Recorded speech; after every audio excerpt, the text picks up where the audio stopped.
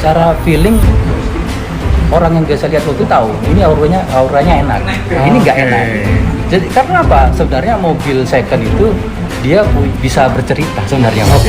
Menarik. Terus yang showroom tadi akan ngereparasi tau? Betul. Itu tetap dijual atau Ya. pasti dijual kan ya? Enggak, maksud saya gini, itu disampaikan nggak ke pembeli? Mas Rama mau rugi 20 juta Hah? atau mau sedekah katakan 500 atau 1 juta lah.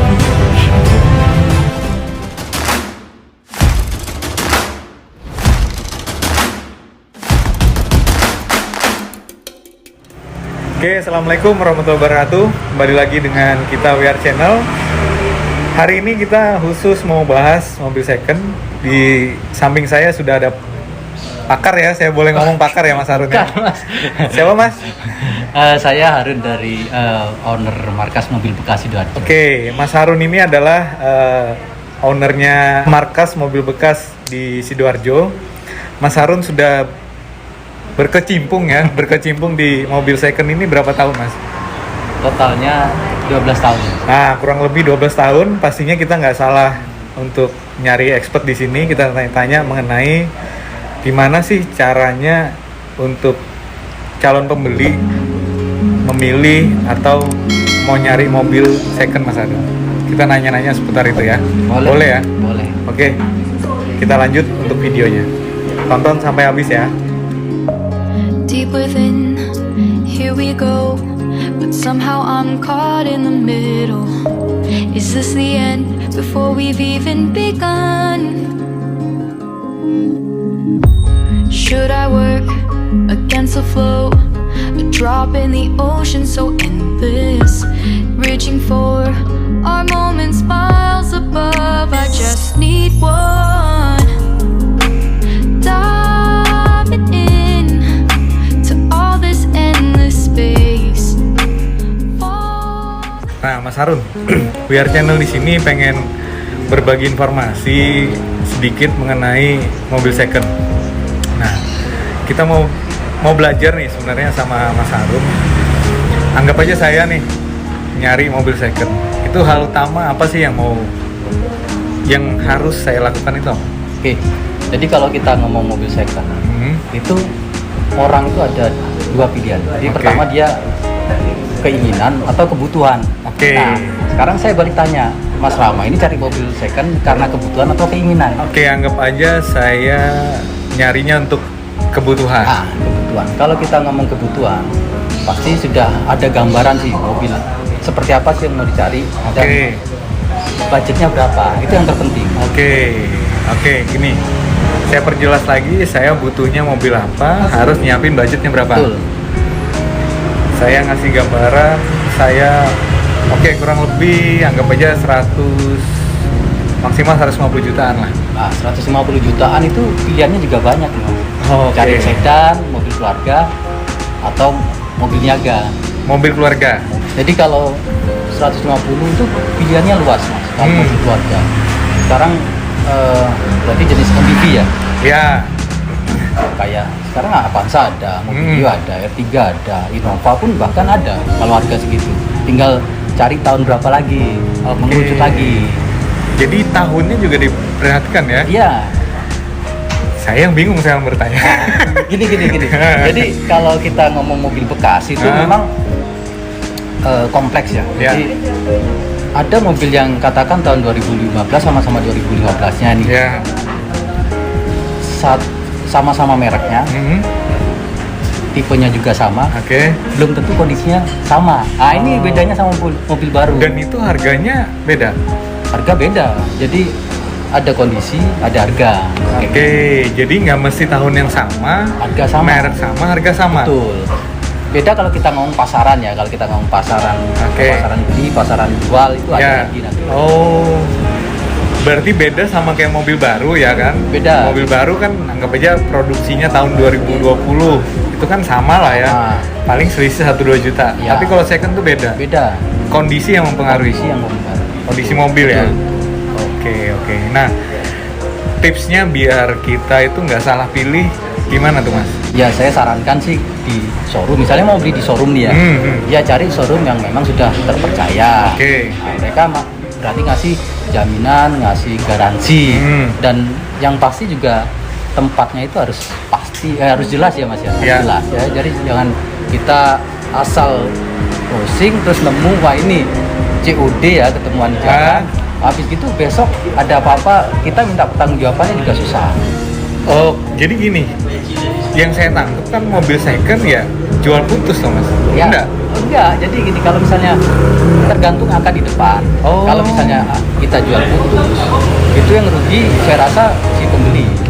Karena apa? Karena ketika ada apa-apa di belakang, di kemudian hari tidak ada pertanggungjawaban. Milih showroomnya juga harus tepat, pertama itu ya. Betul.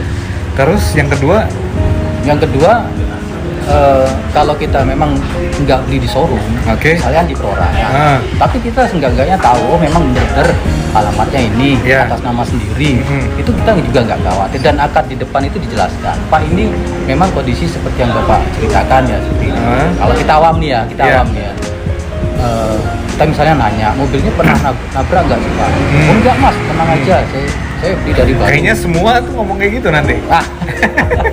Memang akhirnya gini, kalau saya sendiri sebagai pemilik showroom, saya informasikan di depan sama calon pembeli, mobilnya memang nggak bekas tabrak gitu ya, dokumen kita jamin, kita kasih garansi Mas. Ya saya rasa kalau ini punya saya showroom kecil Mas, apalagi saya rasa showroom besar pasti mereka juga jamin garansi ya. Ya betul.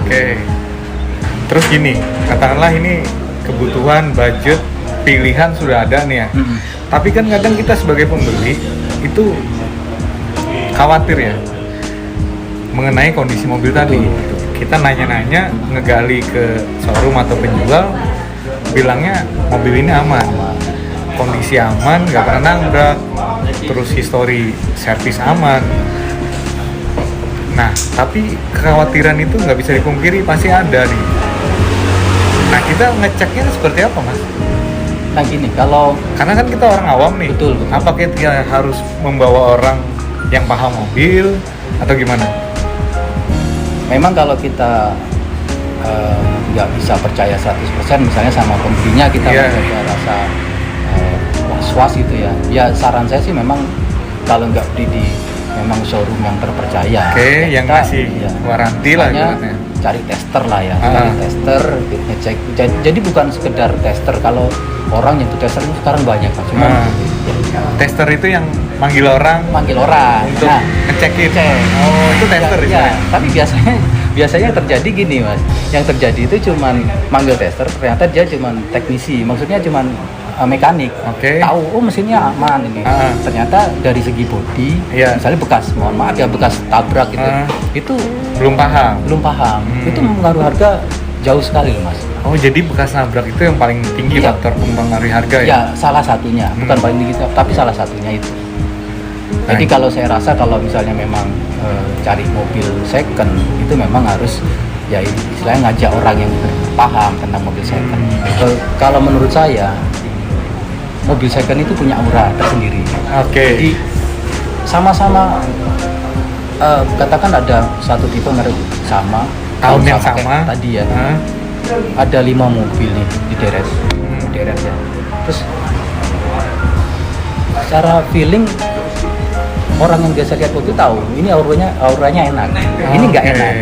Jadi karena apa? Sebenarnya mobil second itu dia bisa bercerita sebenarnya Mas ya. Menarik. Misalnya gini Mas, mobil dalam perjalanan dipakai mungkin ada nabrak, masuklah ke bengkel, reparasi.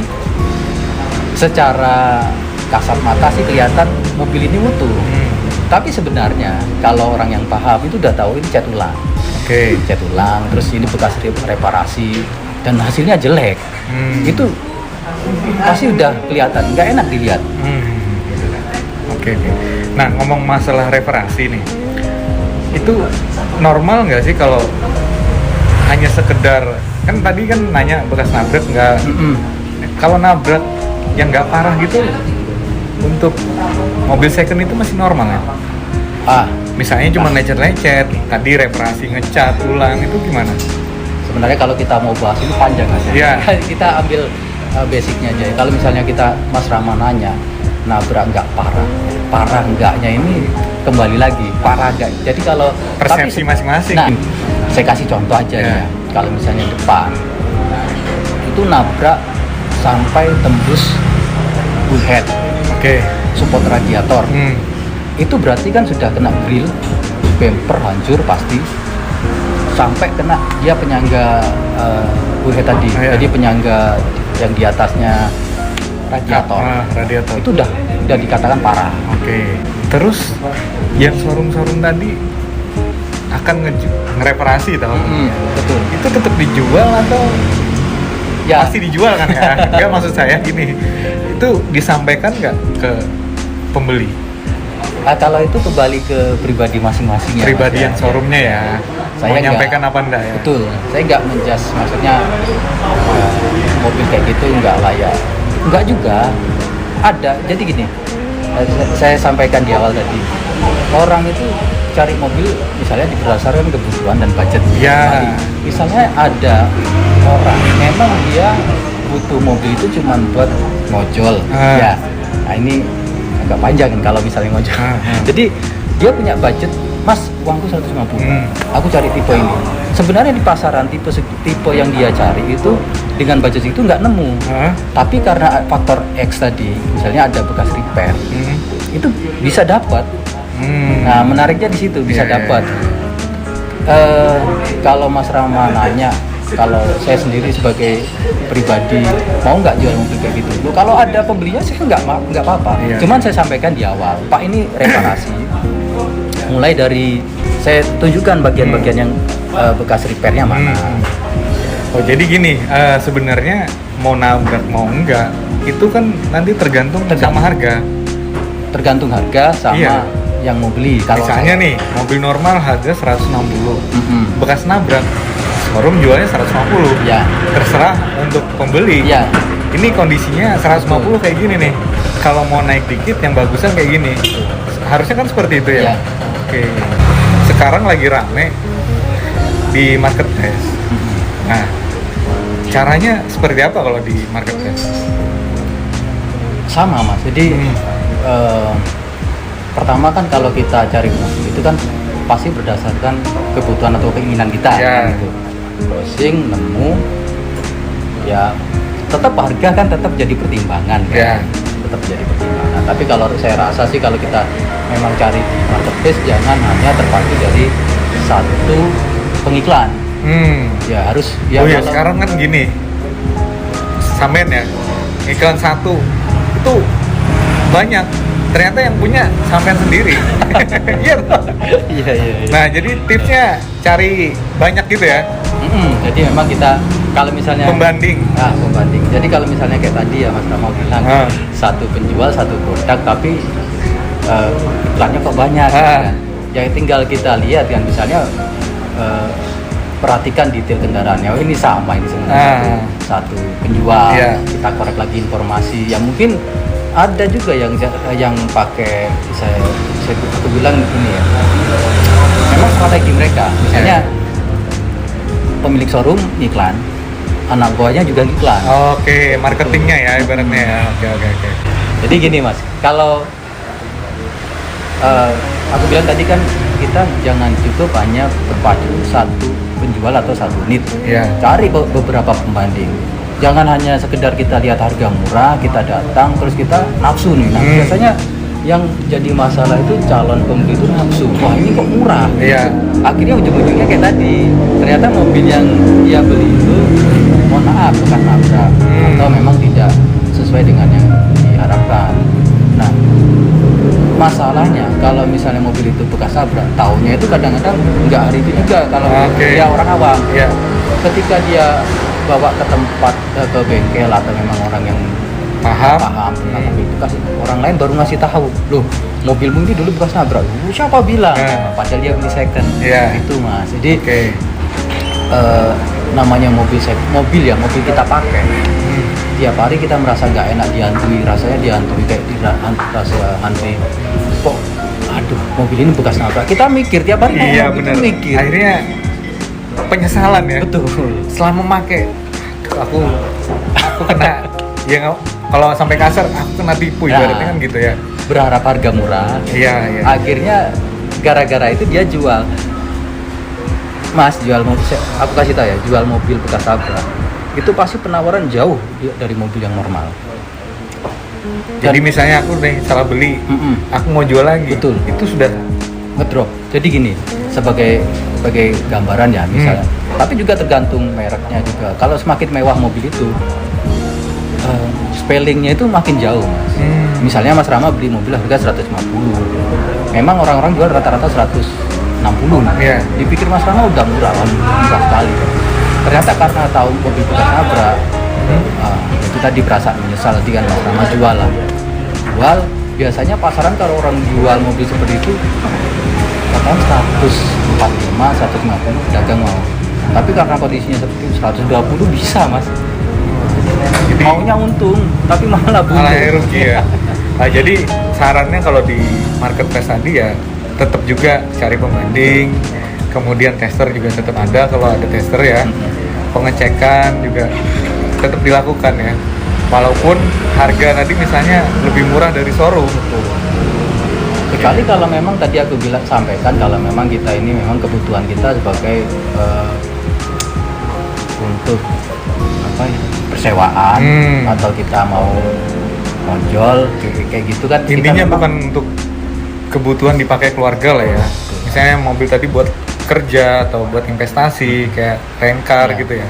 Itu nggak masalah ya. Masalah karena saya rasa kan dari pemakaian sehari-hari dia bisa dapat untung. Oke, itu kan tadi di marketplace ya. Katakanlah showroom juga ngiklan. Nah, ini kalau tips untuk yang ngejual di marketplace tadi itu adalah pemakai atau end user yang langsung. Misalnya nih, saya mau jual mobil di marketplace. Nah, kan pembeli ini juga sama-sama bingung nih. Si penjual juga bingung harga, si pembeli juga kok harganya segini gitu.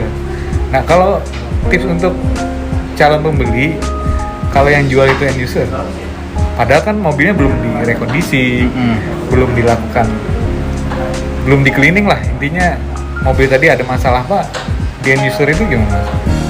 Nah itu pilihan Mas. Jadi gini, kalau misalnya Mas Rama cari mobil di end user, itu keuntungannya pertama kita mungkin dapat historinya itu lebih jelas dan lebih jujur ya. Kalau memang penjualnya juga jujur. Kalau penjualnya jujur.